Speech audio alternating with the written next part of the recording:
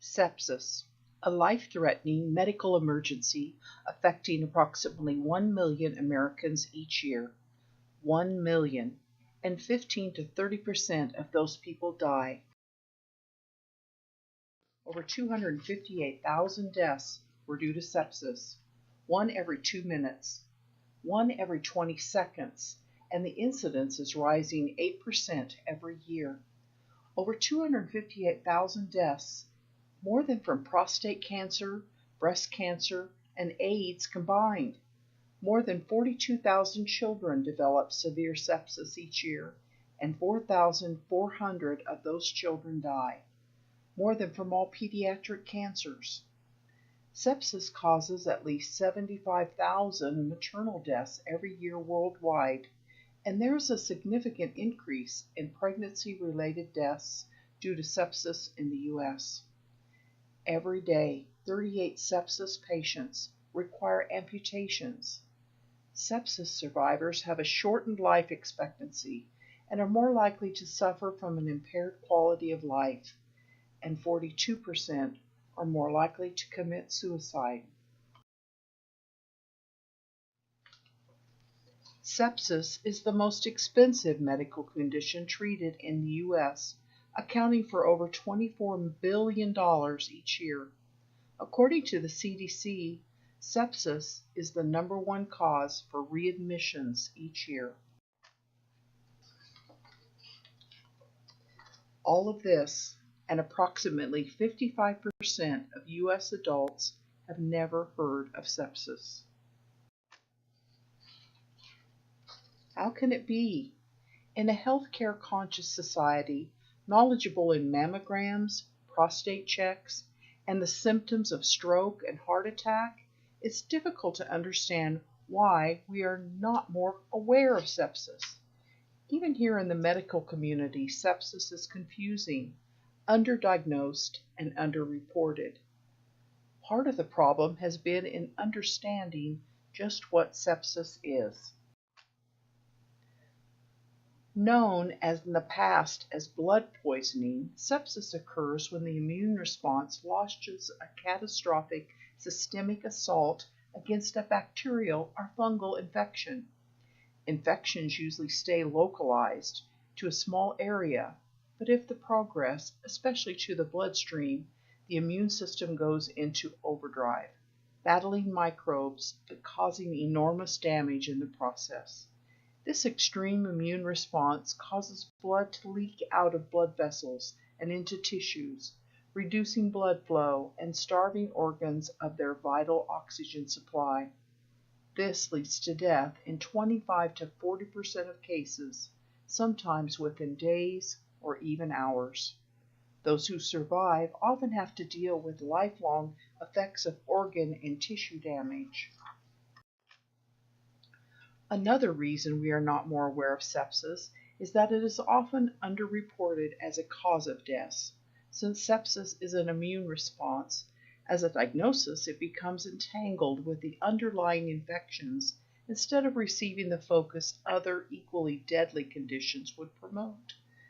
Deaths from sepsis are often viewed as deaths from a kidney infection, pneumonia, influenza, meningitis, or any number of infectious diseases, clouding its impact in public awareness. Somehow it's easier to understand a person dying from an infection rather than from a dangerous immune response to that infection. But we all need to be aware of sepsis, help educate our patients and the public on the true burden it is to our society and our healthcare system. By increasing awareness to the early signs and symptoms of sepsis and the risk factors for developing sepsis, we could improve survival and decrease complications. Like many life-threatening conditions, time is of the essence. Early detection and treatment of sepsis is the cornerstone of managing this medical emergency, and education is the key. These next 10 steps are the essential teaching points to help you educate our patients and our community. Number 1, Any type of infection can lead to sepsis. The four most common are lung, urinary tract, GI tract, and skin infections. Explain to the public that sepsis is not contagious. You can't catch it from someone else. It happens inside the body with an infection you already have. The infection triggers an unusual immune system response that affects other organs or systems, but remember, most infections don't lead to sepsis.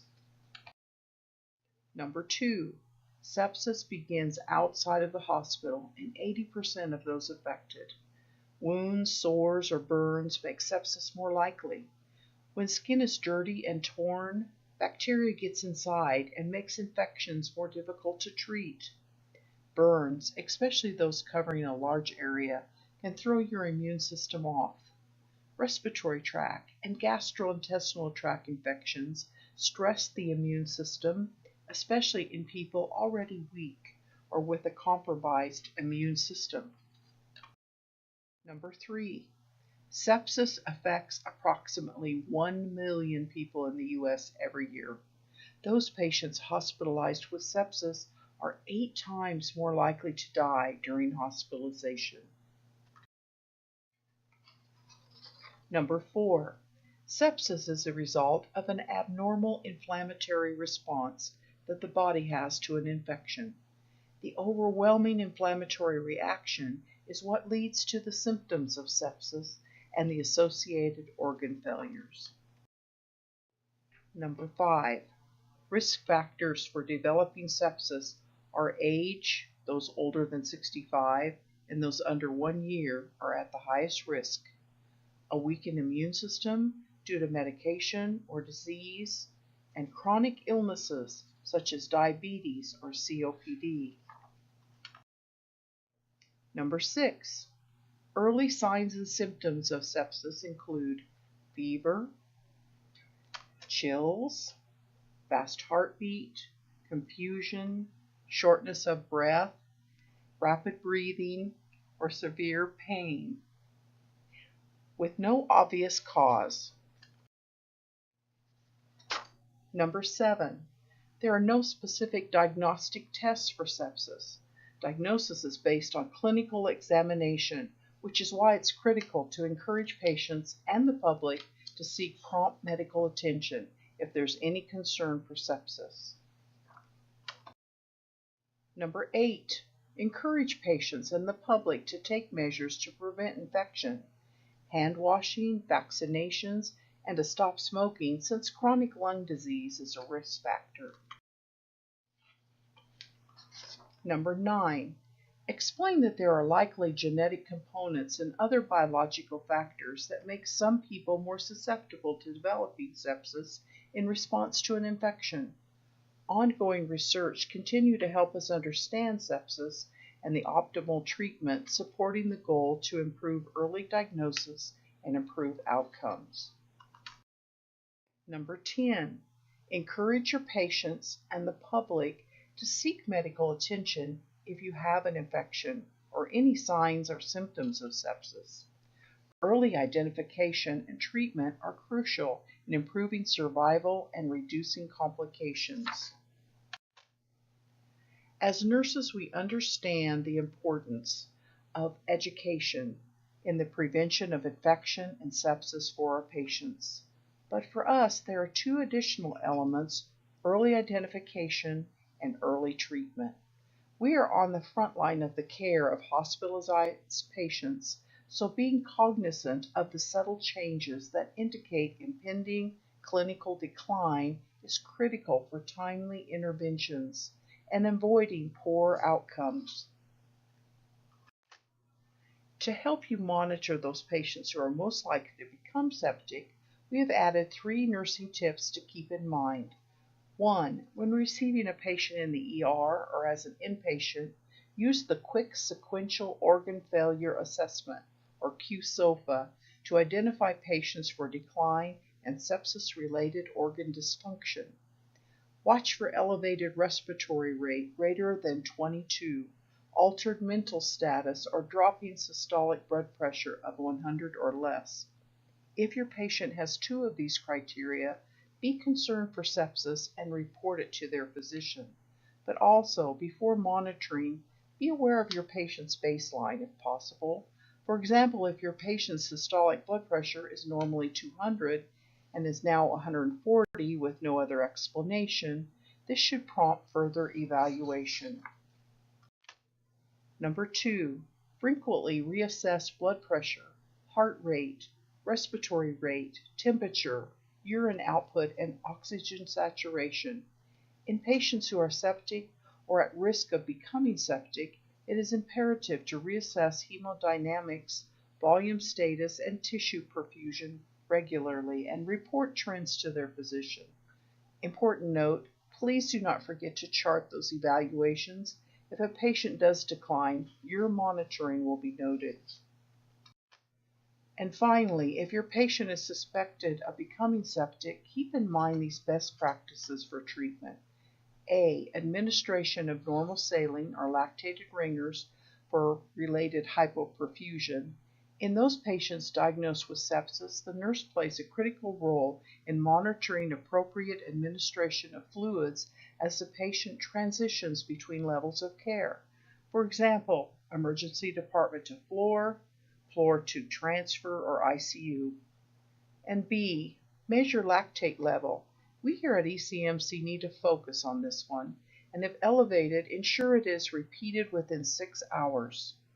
C. Obtain 2 or more sets of blood cultures prior to administration of antibiotics, at least one set from a peripheral site and the other from a vascular access if present.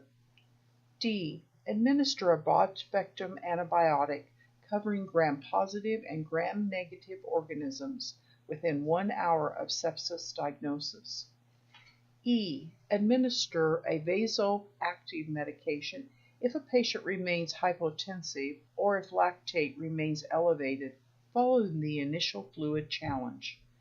Keeping these measures in mind could assist our medical staff to treat our patients at an optimal level with hopefully optimal results. Sepsis, the body's overwhelming response to infection, which can lead to tissue damage, organ failure, amputations, and death. While more likely to affect the very young children or older adults, people with chronic illnesses, and those with weakened immune systems, sepsis is an equal opportunity killer, impacting people of all ages and levels of health. The risk of sepsis can be reduced by preventing infections, practicing good hygiene, and staying current with vaccinations.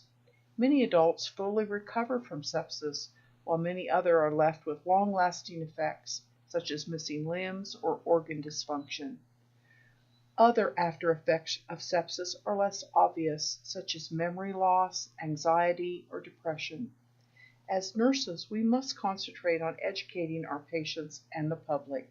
We need to closely assess patients in our care who are candidates for sepsis, monitor trends, and quickly report them to their physicians. We need to be familiar with best practices in the treatment of sepsis.